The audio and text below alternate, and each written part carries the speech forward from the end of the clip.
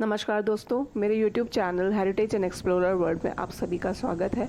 आज मैं आपको एक और ऐसी कहानी बताने जा रही हूँ जिसे सुनकर आप बहुत ही आश्चर्य होंगे। जी हाँ, आज मैं आपको बताने जा रही हूँ छत्तीसगढ़ के भूतेश्वर नाथ महादेव मंदिर के बारे में। तो चलिए आइए जानते हैं इसका इतिहास क्या है। इसके पहले दोस्तों मैं आपसे ये रिक्वेस्ट करना चाहूँगी कि प्लीज़ मेरे चैनल को लाइक शेयर एंड सब्सक्राइब करें एंड प्लीज़ बेल आइकन को दबाना ना भूलें ताकि फ्यूचर में जो मैं वीडियो अपलोड्स करूँ उसकी नोटिफिकेशंस आप सब तक पहुँचती रहे। तो चलिए शुरू करते हैं।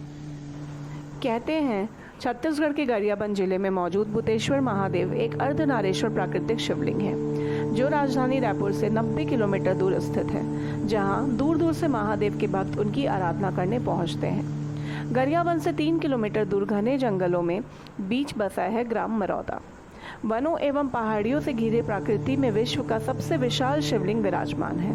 एक और जहां महाकाल और अन्य शिवलिंग के आकार छोटे होते हैं, वहीं एक शिवलिंग ऐसा भी है जिसका आकार घटता नहीं बल्कि हर साल और बढ़ जाता है। यह शिवलिंग प्राकृतिक रूप से निर्मित है।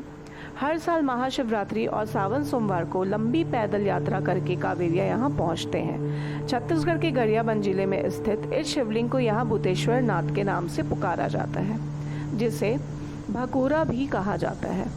द्वादश ज्योतिर्लिंगों की भांति छत्तीसगढ़ में इसे अर्धनारेश्वर शिवलिंग होने की मान्यता प्राप्त है। सबसे आश्चर्यजनक बात यह है कि इस शिवलिंग का आकार लगातार हर साल बढ़ता है। शिवलिंग की यह खासियत भक्तों के लिए तो चमत्कार है, परंतु वैज्ञानिकों के लिए शोध का विषय है। इस प्राकृतिक शिवलिंग की ऊंचाई लगभग 18 फीट व चौड़ाई 20 फीट है। सरकारी विभाग द्वारा प्रतिवर्ष इस शिवलिंग की जांच की जाती है। इसके अनुसार शिवलिंग प्रतिवर्ष 6 से 8 इंच तक बढ़ रही है, ऐसा माना जाता है। भूतेश्वर नाथ महादेव को भकूरा महादेव के नाम से भी जाना जाता है, क्योंकि छत्तीसगढ़ के भाषा में हुकारना मतलब आवाज देने की ध्वनि को भकूरा कहा जाता है। इसीलिए भूतेश्वर महादेव को भकूरा महादेव के नाम से भी पुकारा जाता है। भूतेश्वर नाथ महादेव के पीछे भगवान शिव की प्रतिमा स्थित है, जिसमें भगवान शिव, माता पार्वती, भगवान गणेश, भगवान कार्तिक और नंदी जी के साथ विराजमान है। इस शिवलिंग में हल्की सी दरार भी है, इसीलिए इसे अर्धनारेश्वर के रूप में पूजा जाता है। इस शिवलिंग का बढ़ता हुआ आकार आज भी शोध का विषय है। अब मैं आपको बताने जा रही हूँ भूतेश्वर नाथ का इतिहास। कहते हैं कि भूतेश्वर नाथ महादेव शिवलिंग स्वयंभू शिवलिंग है, क्योंकि इस शिवलिंग की उत्पत्ति व स्थापना के विषय में आज भी कोई सटीक तर्क मौजूद नहीं, परंतु जानकारों व पूर्वजों के अनुसार कहा जाता है कि इस मंदिर की खोज लगभग 30 वर्ष पहले हुई थी, जब चारों तरफ घने जंगल थे। इस घने जंगलों के बीच मौजूद एक छोटे से टीले से आसपास के गांव वालों को किसी बैल के हुकारने की आवाज़ आती थी, परंतु जब ग्रामीण वासियों द्वारा टीले पर जाकर देखा गया तो वहां ना तो कोई बैल था और ना ही कोई अन्य जानवर। ऐसे स्थिति को देखकर धीरे धीरे ग्रामीण वासियों को आस्था उस टीले के प्रति बढ़ती गई और उन्होंने उसे शिव का स्वरूप मानकर पूजा अर्चना आरंभ कर दी।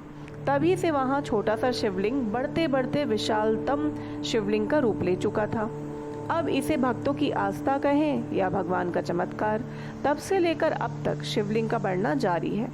सावन मास में यहाँ आपको विशेष रूप से भक्तों की भीड़ नजर आएगी। भक्तजन दूर दूर से बाबा का चमत्कार देखने व दर्शन करने आते हैं। कांवड़ियों के लिए यहाँ विशेष रूप से व्यवस्था की जाती है। इसके साथ ही शिवरात्रि में यहाँ 3 दिवसीय मेले का आयोजन भी किया जाता है। भूतेश्वर नाथ 5 भूतों के स्वामी हैं और भक्तजन महाशिवरात्रि को यहाँ पहुँचकर अपने आप को काफ़ी सौभाग्यशाली भी मानते हैं।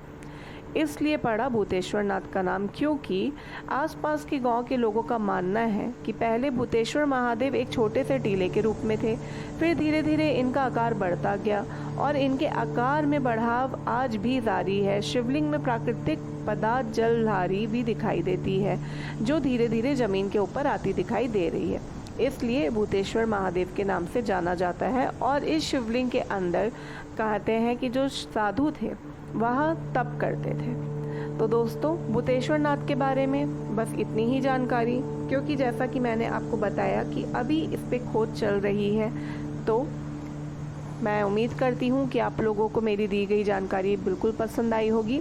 तो प्लीज़ दोस्तों, मेरे चैनल को लाइक शेयर एंड सब्सक्राइब करना ना भूलें और ऐसे ही दोस्तों मैं आपको जानकारी देती रहूँगी। उम्मीद करती हूँ कि आप लोगों को मेरी दी हुई जानकारी बहुत पसंद आई होगी।